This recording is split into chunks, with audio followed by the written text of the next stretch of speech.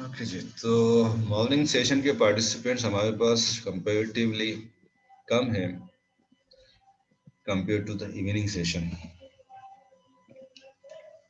और students registered ज़्यादा है मॉर्निंग सेशन में। सर 85 है। 85।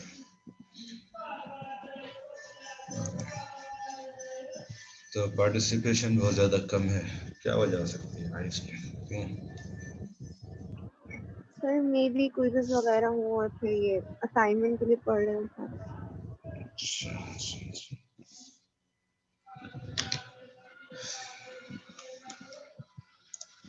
चलिए, तो pharmaceutical promotion and advertising, pharmaceutical promotion and advertising. Pharmaceutical promotion हर वो एक्टिविटी है जिसे हम कैरी आउट करते हैं to promote the use of a drug.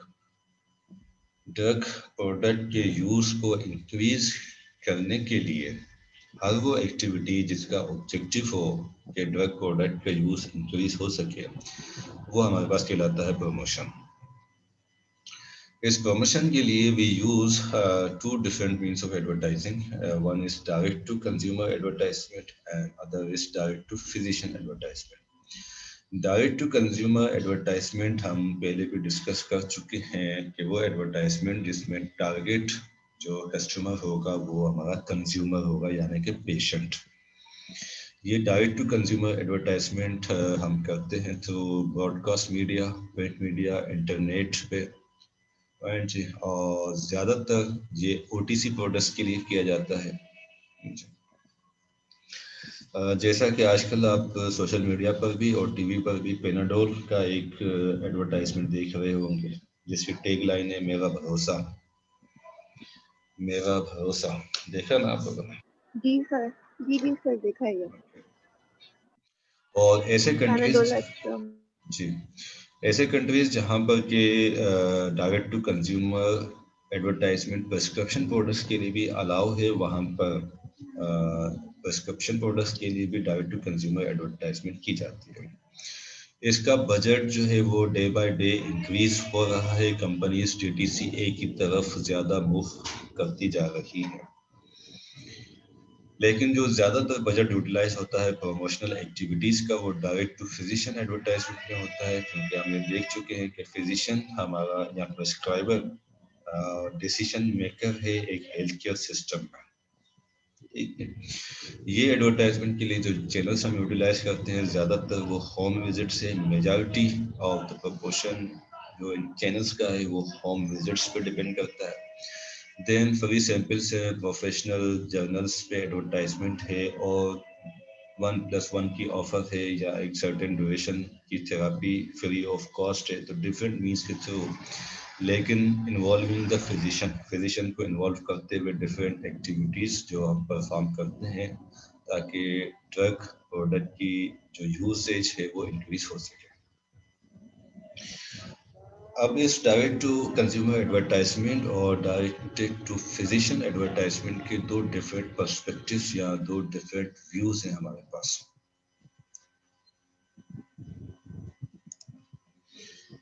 एक कंपनीज का जो ओपिनियन है, कंपनीज का ओपिनियन ये है कि ये जो डायरेक्ट टू फिजिशियन एडवर्टाइजमेंट है ये इंफॉर्मेटिव पर्पस के लिए है। तो कंपनीज का व्यू इंफॉर्मेटिव है डायरेक्ट टू फिजिशियन एडवर्टाइजमेंट के लिए भी और पेशेंट एजुकेशन के लिए भी। ठीक है, जैसे कि कंपनी से कहती हैं कि अगर हम फिजिशियन को एडवर्टाइज करेंगे प्रोडक्ट्स की, तो फिजिशियन को पता चलेगा कि क्या पोटेंशियल ट्रीटमेंट ऑप्शंस अवेलेबल है मार्केट में। फिजिशियन की नॉलेज इंक्रीज होगी प्रोडक्ट्स के हवाले से, प्रोडक्ट्स की फार्माकोलॉजी, प्रोडक्ट्स की साइड इफेक्ट्स, प्रोडक्ट्स की फार्माकोडायनेमिक्स, डिफरेंट एंगल से वो प्रोडक्ट की नॉलेज उसकी इंक्रीज होगी, और यही नॉलेज वो यूटिलाइज करेगा अपने पेशेंट को बेनिफिट देने के लिए। राइट। और डायरेक्ट टू कंज्यूमर एडवर्टाइजमेंट का इंफॉर्मेटिव व्यू ये है कि जब पेशेंट को पता चलेगा मेडिकेशंस के बारे में, मेडिकेशंस से अवेयरनेस उसकी इंक्रीज होगी, तो वो इन चीज़ों को डिस्कस करेगा अपने फिजिशियन के साथ। तो इस तरह से एक जो रिलेशनशिप है फिजिशियन और पेशेंट का वो इंक्रीज होगा। टू वे कम्युनिकेशन जब होगी, लाइंस ऑफ कम्युनिकेशन ओपन होंगी जब पेशेंट को भी एजुकेशन होगी प्रोडक्ट के बारे में। तो इस तरह से अल्टीमेटली फिजिशियन और पेशेंट का रिलेशनशिप जो है वो स्ट्रॉन्ग होगा, इंक्रीज होगा। पर्सुएसिव व्यू जो कि पब्लिक का व्यू या फार्मास्यूटिकल मार्केटिंग एक्टिविटीज को क्रिटिसाइज करने वाले का व्यू पर्सुएसिव व्यू कहलाता है। इस व्यू के अकॉर्डिंग कि pharmaceutical promotion actually prescription drugs की कॉस्ट को इंक्रीज करता है। तो ये प्रमोशन नहीं होना चाहिए। इसलिए नहीं होना चाहिए कि अल्टीमेटली कॉस्ट इंक्रीज होगी। तो ये बात तो ठीक है कि ऑब्वियसली जब प्रमोशनल एक्टिविटीज या मार्केटिंग एक्टिविटीज कंपनीज कंडक्ट करेंगी तो उन पर लगने वाली कॉस्ट उसी प्रोडक्ट से ही निकलेगी, कहीं और से तो वो कॉस्ट नहीं आएगी। लेकिन उसके अगेंस्ट में जो इंफॉर्मेटिव व्यू के जो बेनिफिट हैं, क्या उनको इग्नोर कर देना चाहिए या नहीं कर देना चाहिए, ये फिर एक अलग बहस है हमारे पास। अच्छा जी, इसके साथ साथ पर्सुएसिव व्यू ये भी कहता है कि जो फार्मास्यूटिकल प्रमोशन के नतीजे में प्रिस्क्राइबर्स के ऊपर एक साइकोलॉजिकल प्रेशर जनरेट होता है, उनके ऊपर एक फोर्स जनरेट होती है जिसके तहत they are forced to prescribe more expensive और inappropriate drugs in the presence of cheaper and equally effective alternatives. ज्यादा एक्सपेंसिव या इनएप्रोप्रिएट ड्रग्स प्रेस्क्राइब करने लग जाते हैं उस सूरत में जबकि के अल्टरनेटिव इकोनॉमिकल मार्केट में ऑलरेडी मौजूद हो। तो ये दो डिफरेंट व्यूज हैं for utilization of pharmaceutical promotion and advertising. Alright जी, तो अब इस पर्सुएसिव व्यू और इंफॉर्मेटिव व्यू के दरमियान जो बैलेंस है वो एथिक्स का है। एथिकल एक्टिविटीज है, फार्मास्यूटिकल प्रमोशन भी एथिकल हो, फार्मास्यूटिकल एडवर्टाइजिंग भी एथिकल हो। तो ये एथिक्स वो चीज है जो कि इस पर्सुएसिव व्यू और इंफॉर्मेटिव व्यू के दरमियान जो है वो बैलेंस रखती है, और इन एथिक्स की रिस्पॉन्सिबिलिटी फार्मास्यूटिकल कंपनीज के कंधों पे पड़ती है। उन्होंने इन चीजों को मैनेज करना है। देन जो इंफॉर्मेशन मार्केट में दी जा रही होती है उसकी तीन टाइप्स है, promotional, non promotional and scientific.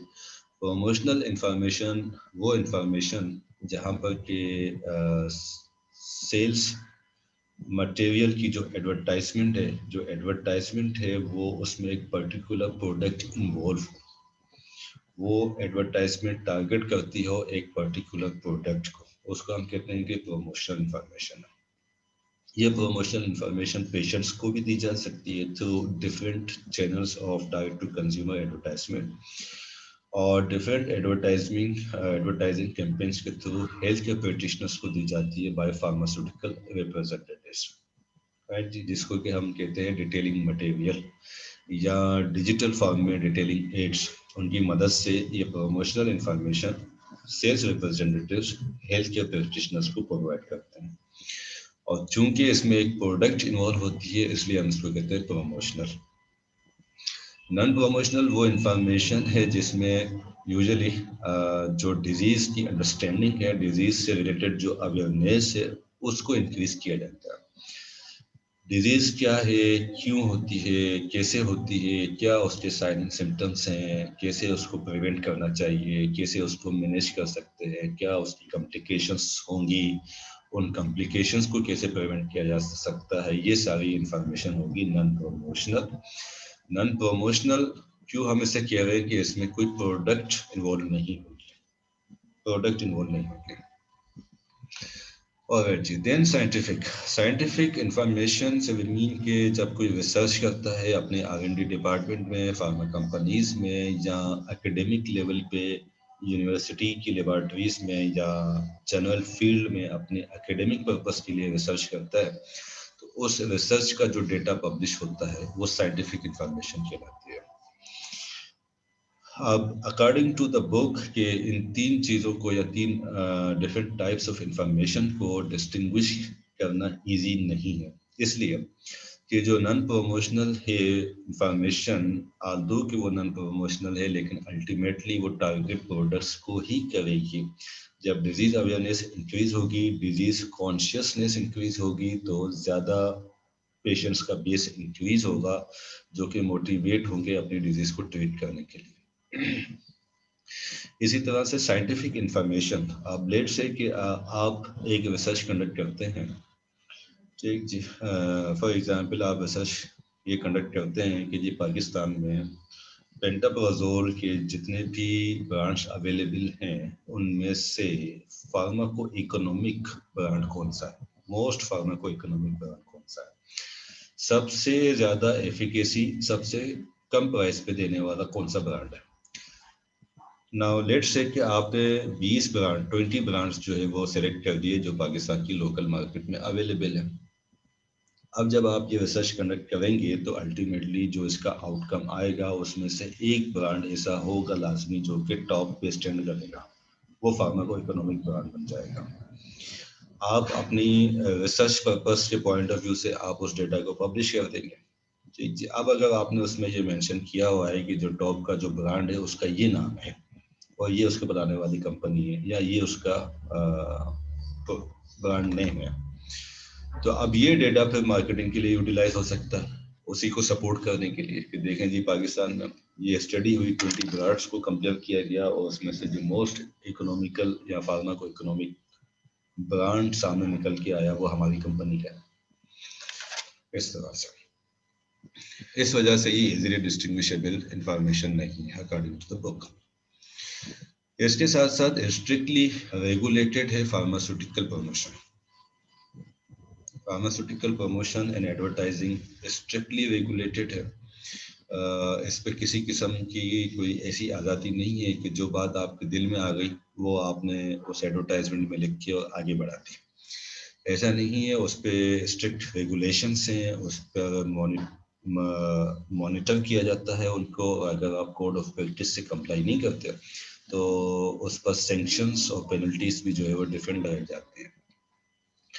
International level पे international federation of pharmaceutical manufacture association की कोड ऑफ प्रैक्टिस मौजूद है जो कि फार्मास्यूटिकल प्रमोशन को डील करते हैं, उसके बारे में गाइडेंस प्रोवाइड करती हैं। इसी तरह WHO का भी एक डॉक्यूमेंट मौजूद है जिसको उन्होंने 1988 में बनाया था, ethical criteria for medicinal drug promotion के नाम से। उसमें भी इसी तरह की गाइडलाइंस मौजूद है। इस तरह से ऐसी कंपनीज जो कि बहुत सारे कंट्रीज में मौजूद होती है, जैसे कि GSK 100+ कंट्रीज में है, नोवो नॉर्डिस्क 70+ कंट्रीज में है, एबर्ट फार्मा जो है वो भी अप्रोक्सीमेटली 100 के करीब कंट्रीज में मौजूद है। तो ये कंपनीज अपने लेवल पे एक कोड ऑफ कंडक्ट जो है वो क्रिएट करती हैं ताकि वो कंपनी जितने भी कंट्रीज में मौजूद है सारे कंट्रीज में एक ही कोड ऑफ कंडक्ट फॉलो हो रहा हो।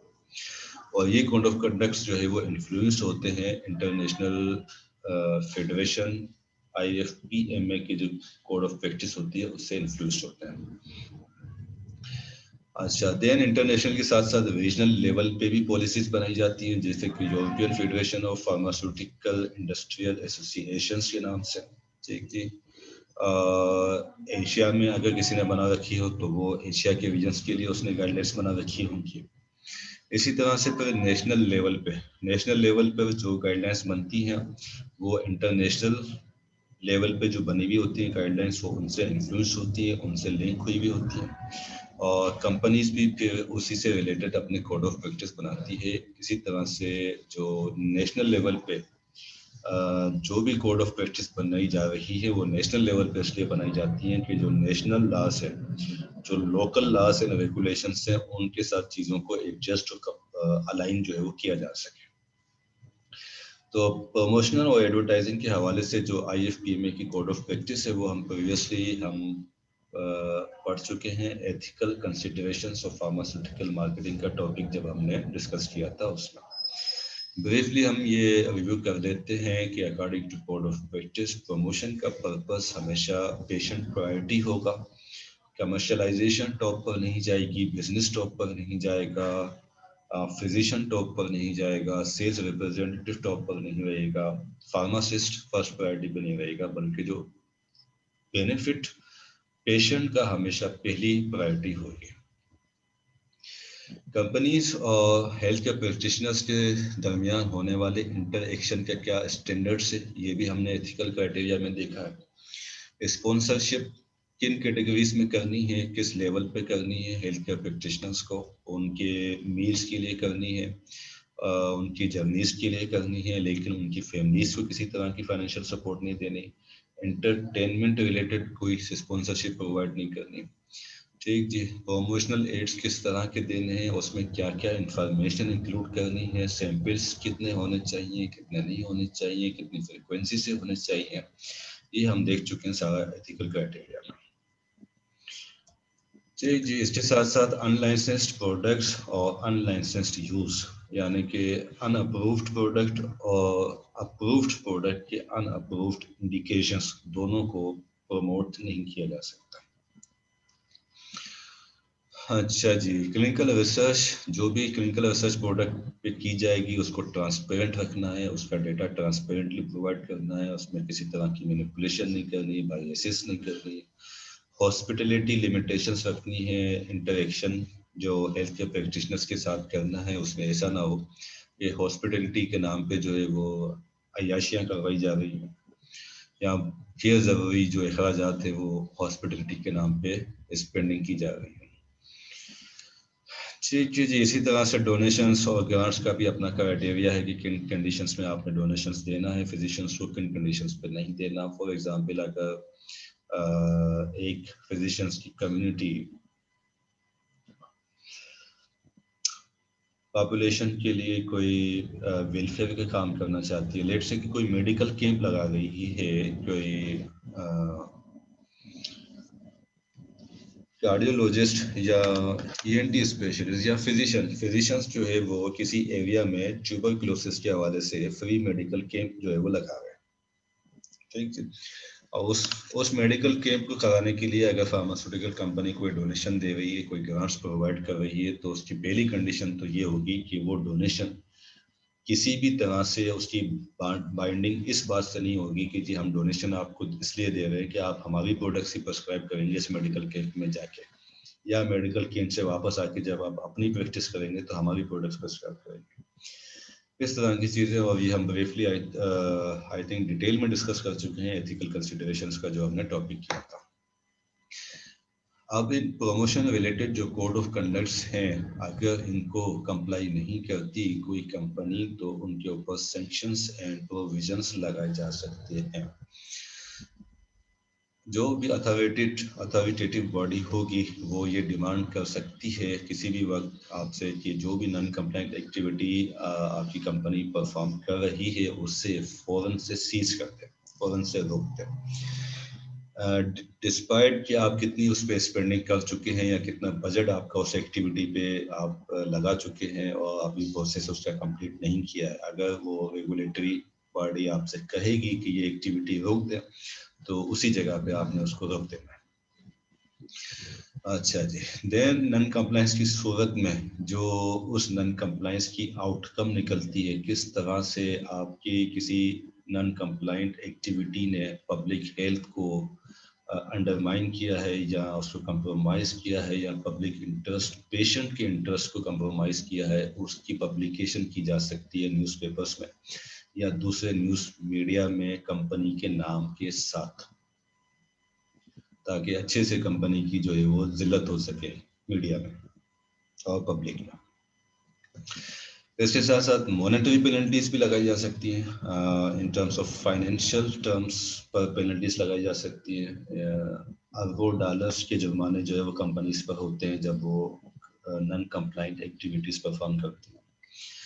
इसके साथ साथ एडिशनल प्री स्क्रीनिंग या ऑडिट की रिक्वायरमेंट्स रखी जा सकती हैं कि जी अब आप जो भी एडवर्टाइजमेंट या प्रमोशनल एक्टिविटी करेंगे वो हमसे पूछे बगैर नहीं करेंगे, जब तक हम आपको ओके का सिग्नल नहीं देंगे वो इंफॉर्मेशन, वो एडवर्टाइजमेंट आप मार्केट में नहीं लेके जा सकेंगे। इस तरह की एडिशनल रिक्वायरमेंट्स उन कंपनीज के ऊपर लागू कर दी जाती हैं।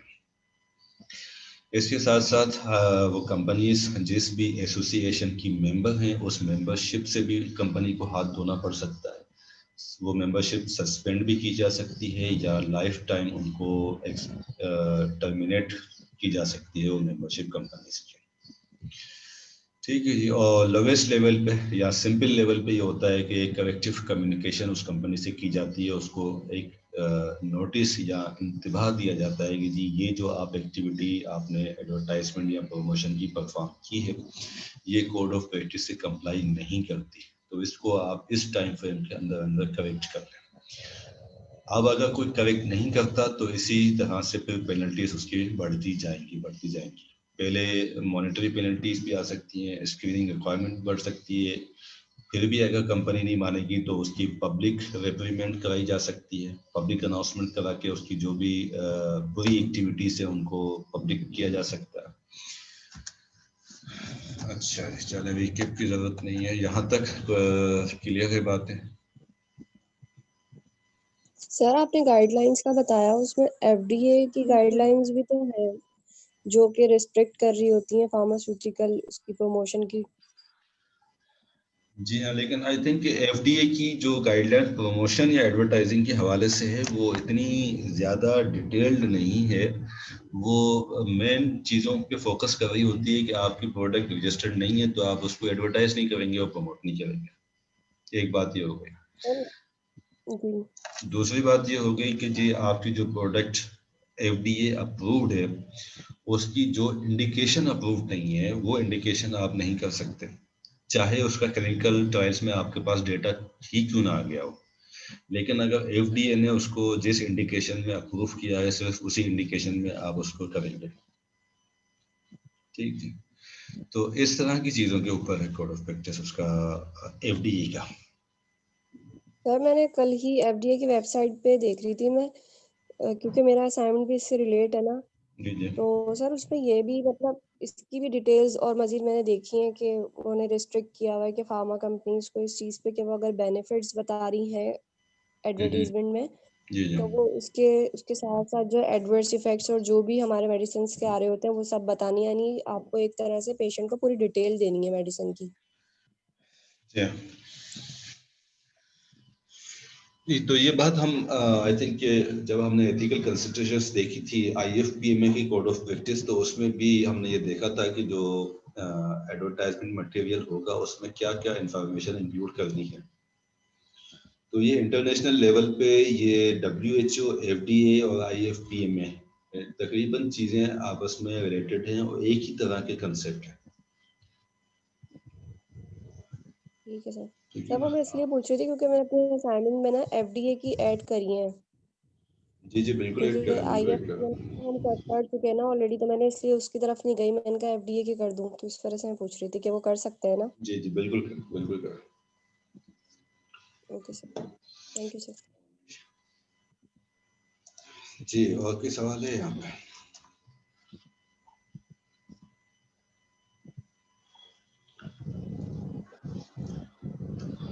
नहीं सर, क्लियर है। तो फार्मास्यूटिकल एडवर्टाइजिंग की साइड पर आते हैं। आपके पास एक इस एडवर्टाइजमेंट में क्या इंफॉर्मेशन मिल रही है आपको?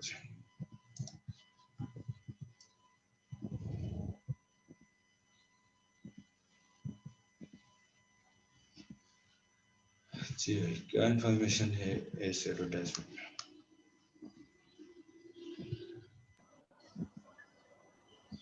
सर यानी ये पानी से कह रहे हैं कि बेहतर है, यानी ये कोई सॉर्ट ऑफ वो होगी एनर्जी ड्रिंक।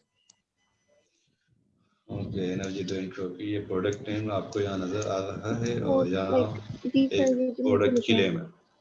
लिकोजिड। यस और सर। एक प्रोडक्ट क्लेम इसमें मेंशन किया हुआ है कि इस प्रोडक्ट का क्लेम क्या है। Yes sir. ओके जी, देन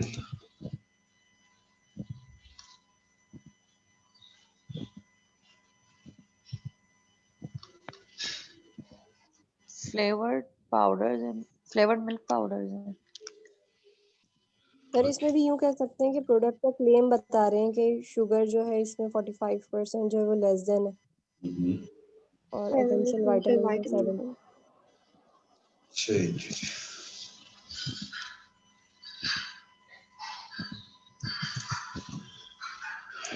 जी इशरा शुमाइल।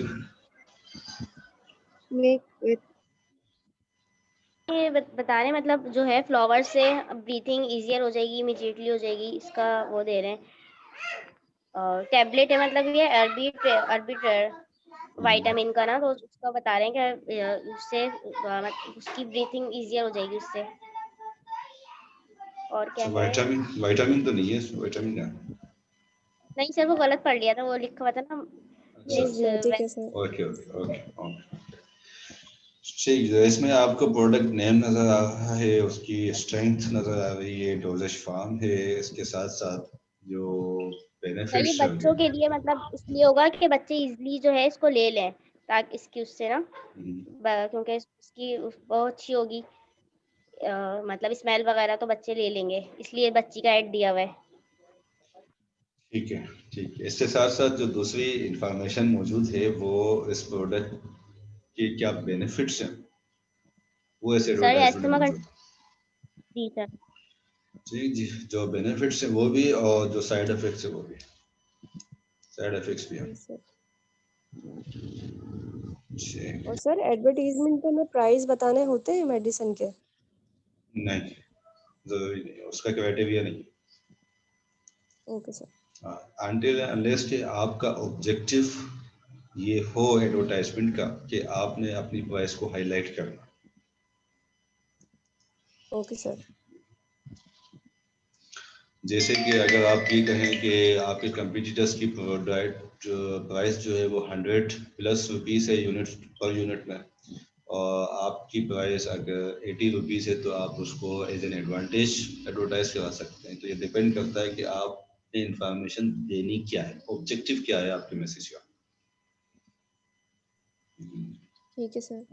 सर और ये एडवर्टीजमेंट कंपनी अपनी खुद से बनाती है या फिर वो बनवाती है? जैसे मार्केट का आप बोल रहे थे ना कि कंपनी खुद क्यों नहीं करती, कोई किसी और से क्यों करवा रही है, वो भी आपने क्वेश्चन दिया था।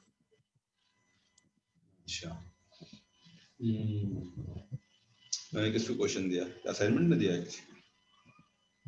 नहीं सर, अभी आपने ना लास्ट लेक्चर में एक दिया था ये सवाल कि अगर कोई कंपनी अपनी मेडिसिन खुद जो बना रही है, जो प्रोड्यूसर है, वो उसकी मार्केटर क्यों नहीं है, वो मार्केट क्यों नहीं कर रही उसको, कोई और क्यों हाँ कर रही है? ठीक है, हाँ वो तो बिल्कुल एक सवाल दिया था, तो उसका क्या जवाब ढूंढा? सर ढूंढा तो था, मगर ऐसा मुझे कुछ समझ नहीं आया। लेकिन उसका जवाब यही है ना कि वो प्रोडक्ट जो है, लेट्स से कि एवेथ्रोसिन की हमने बात की थी ना, तो एवेथ्रोसिन एबर्ट लेबोरेटरीज बनाती थी, एबर्ट लेबोरेटरीज ही उसको मार्केट करती थी। अब वो प्रोडक्ट कंपनी ने दे दी है इंडस फार्मा को। Yes sir. एवेथ्रोसिन चली गई इंडस फार्मा के पास, इंडस ही बनाती है प्रोडक्ट, आल्दो की एबर्ट की है, लेकिन उसके राइट्स दे दिए इंडस को। द रीजन बीइंग कि उसका जो कॉस्ट है और उसकी जो प्रॉफिट है, उसका बैलेंस को अगर कंपनी कंपेयर करती है अपनी दूसरी प्रोडक्ट से, तो उसके पास ऑलरेडी इतनी प्रोडक्ट्स की रेंज मौजूद है कि अगर वो एवेथ्रोसिन को अपने पास रन करे, तो उसकी ना सिर्फ cost in terms of finance, बल्कि in terms of machine occupation and human resources, उसमें उनके लिए वो एक चीज़ जो है वो ज़्यादा अट्रैक्टिव अब नहीं रही, क्योंकि उसकी प्राइस अब वो ज़्यादा इंक्रीज नहीं कर सकते। एरिथ्रोमाइसिन से कई गुना ज़्यादा एडवांस्ड जो है वो मॉलिक्यूल्स मार्केट में मौजूद है, इसलिए वो उसकी प्राइस एरिथ्रोसिन की तो इंक्रीज एक लेवल से ज़्यादा कर नहीं सकते। तो इसलिए उन्होंने उसमें ये ऑप्शन देखा कि अगर हम इसके राइट्स सेल कर दें तो हमें उतना ही प्रॉफिट मिल जाएगा, हमें उतना ही प्रॉफिट मिल जाएगा जितना कि हम अपने पास दूसरी प्रोडक्ट्स को कंप्रोमाइज करके और एरिथ्रोसिन को बना के मार्केट कर रहे होंगे। जबकि इंडस फार्मा के लिए वो प्रोडक्ट अट्रैक्टिव है, क्योंकि उसके पास इतनी कोई ब्लॉकबस्टर प्रोडक्ट्स की रेंज अवेलेबल नहीं है, इसलिए वो उसको एरिथ्रोसिन से भी जो मिल रहा होगा वो उसके लिए इनफ होगा। ठीक है जी। बाकी ओके सर। अगर आपकी बात, अगर आपका सवाल ये है कि ये एडवर्टाइजमेंट बनाता कौन है, तो एडवर्टाइजमेंट जिसके पास जो मार्केट कर रहा है उसने बनानी है, उसकी रिस्पॉन्सिबिलिटी है, उसी के ऊपर उसकी अकाउंटेबिलिटी है। ठीक है जी। कुछ सर। कंपनीज में उनके पास अपने जो है वो ग्राफिक डिजाइनर्स मौजूद होते हैं। ग्राफिक डिजाइनर्स इस तरह की एडवर्टाइजमेंट्स को डिजाइन करते हैं, और कंटेंट जो है वो प्रोवाइड करता है मेडिकल डिपार्टमेंट और मार्केटिंग डिपार्टमेंट। उसको एडवर्टाइजमेंट को बनने के बाद अप्रूव करता है पहले मेडिकल डिपार्टमेंट और फिर मार्केटिंग डिपार्टमेंट, या साइमल्टेनियसली। ठीक है जी। क्योंकि और सर कुछ मैंने एक आर्टिकल में ये पढ़ा था कि कंपनी को जो है वो कंट्रोल रखना चाहिए, क्या कहते हैं, एडवर्टीजमेंट के ऊपर। आपकी आवाज बीच में ये से मैं पूछ कट रही थी गई कि थी, खुद मैं कंपनी बात बना रही है या आपकी फिर वो पूरी किसी से बनवा रही है। दोबारा आपकी बात कट गई थी, दोबारा बोला। सर अब आ रही है आवाज? जी जी। सर मैंने एक जगह आर्टिकल में ये बात पढ़ी थी कि जो कंपनीज है ना, उनको कंट्रोल रखना चाहिए एडवर्टीजमेंट के ऊपर अपनी प्रोडक्ट की। तो सही इसलिए है। मैं पूछ रही थी इस चीज का कि कंपनी खुद बना रही है या फिर एडवर्टीजमेंट या किसी से बनवा रही है। देखिए, ये डिपेंड करता है कि एडवर्टाइजमेंट किस तरह का है। अगर एक टेलीविजन कमर्शियल है तो टेलीविजन कमर्शियल तो उसने जो एडवर्टाइजमेंट एजेंसीज हैं, थर्ड पार्टी एजेंसीज, उससे बनवाएगी। ठीक है ना। लेकिन वंस अगेन बनवाने के बाद उसके पहले सेकंड से लेकर आखिरी सेकंड तक जो भी उसका विजुअल इम्पैक्ट है और जो भी इंफॉर्मेशन उस एडवर्टाइजमेंट में इंक्लूड की गई है, उसको कंपनी पहले खुद चेक करेगी। और उसके चेक करने के दो मेन डिपार्टमेंट होते हैं। एक मेडिकल डिपार्टमेंट होता है, फार्मास्यूटिकल कंपनी का मेडिकल डिपार्टमेंट, और दूसरा आपका होता है मार्केटिंग डिपार्टमेंट। ये दो मेन डिपार्टमेंट उसको ओके करेंगे, फिर ये एडवर्टाइजमेंट मार्केट में डिस्ट्रीब्यूट होगा। ठीक है जी। अच्छा, इसी तरह से ओके सर। अगर प्रिंटेड है, प्रिंटेड जैसे कि जो डॉक्टर्स के क्लिनिक्स में जो डिटेलिंग एड प्रिंटेड फॉर्म में प्रोवाइड किया जाता है या डिजिटल फॉर्म में प्रोवाइड किया जाता है, उसको जो बनाना है, उसका जो मटेरियल है, उस पे जो इंफॉर्मेशन देनी है, वो मार्केटिंग वाले देंगे और मेडिकल वाले देंगे। अब ये बनेगा कहाँ, बनाएगा इसको कौन बनाएगा? Graphic designer. ग्राफिक डिजाइनर या तो कंपनी का अपना एम्प्लॉय होगा, जैसे कि बहुत सारी कंपनीज में अपना उनका ग्राफिक डिजाइनिंग का डिपार्टमेंट मौजूद होता है जो मार्केटिंग के अंडर में काम करता है। और यस कुछ सर। कंपनीज में उनके पास अपना ग्राफिक डिजाइनर नहीं होता, लेकिन मार्केटिंग का डिपार्टमेंट बाहर से जो मार्केट में थर्ड पार्टी ग्राफिक डिजाइनर्स होते हैं, उनको ये कॉन्ट्रैक्ट देके और उनसे ये काम करवाते हैं। ठीक है। लेकिन उसके प्रिंट होने से पहले और उसके डिस्ट्रीब्यूट होने से पहले उसको जो अप्रूव करेंगे वो दो डिपार्टमेंट अप्रूव करेंगे, मार्केटिंग डिपार्टमेंट और मेडिकल डिपार्टमेंट। अब चूंकि इनके अप्रूवल के बगैर ये मार्केट में डिस्ट्रीब्यूट नहीं होगी एडवर्टाइजमेंट, तो इसलिए इसका कंट्रोल हो जाएगा इनके ऊपर, एडवर्टाइजमेंट के ऊपर। ठीक है ना। और इसीलिए इसकी जो जो भी इम्पैक्ट इसका आता है, जो इंफॉर्मेशन जाती है, उसका उसकी अकाउंटेबिलिटी है फार्मास्यूटिकल कंपनीज के लिए। Okay sir. ठीक है। और जी, तो यहाँ पर हमने देखा कि प्रोडक्ट है, प्रोडक्ट नेम है, एक इमेज की फॉर्म में भी एक मैसेज है, इसके साथ साथ एक क्लेम है प्रोडक्ट का कि वो क्या करेगी, किस तरह का बेनिफिट प्रोवाइड करेगी, क्या उसकी इंडिकेशंस हैं, इंडिकेशंस आ गई, और साइड इफेक्ट्स आ गए इस एडवर्टाइजमेंट। ठीक जी। ओके जी। यहाँ पर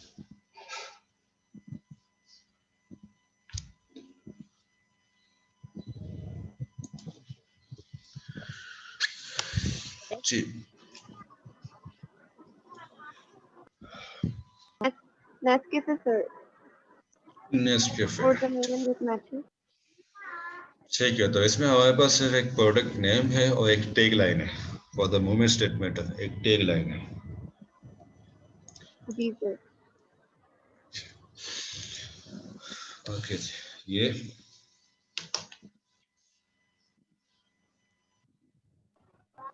सिगरेट। सिगरेट क्या, सिगरेट पीनी है, जलानी है, क्या करते सर हैं? मंगानी है। सर कैंसर हो जाता है उसके लिए ये टैग में प्रोहिबिशन इन एडवर्टाइजमेंट है। ठीक है।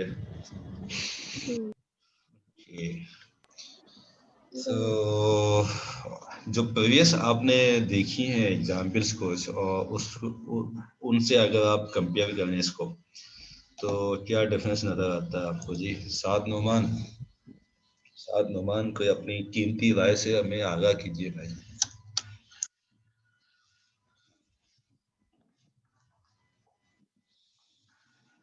साद नुमान नहीं है यहाँ पे। अच्छा जी, और भी बता दे भाई, क्या डिफरेंस आपको नजर आता है?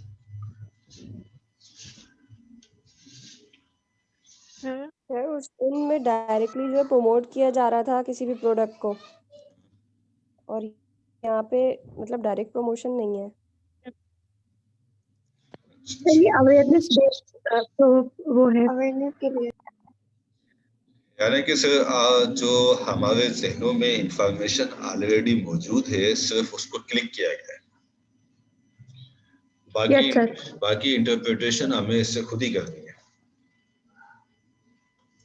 जी सर। सही हो ना? ठीक है जी, साद नुमान आपका मैसेज मिल गया मुझे।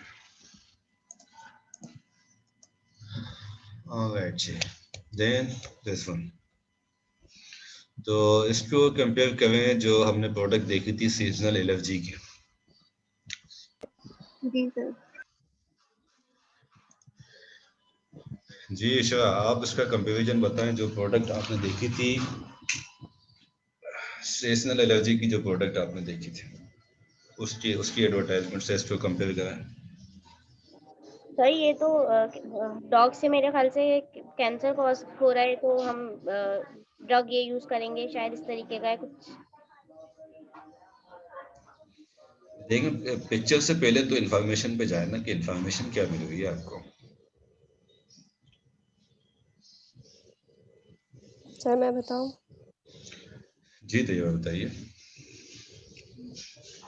सर इसमें जैसे ये विमेरा जो है ये ली जा रही होती है, मोनोक्लोनल एंटीबॉडी है जो रूमेटॉइड आर्थराइटिस में यूज हो रही होती है। ठीक है, तो इसमें मेरा ख्याल एक्टिविटी का बता रहे हैं कि बंदा जो एक्टिव है, वो डॉग के साथ खेलते हुए दिखा रहे हैं उसको।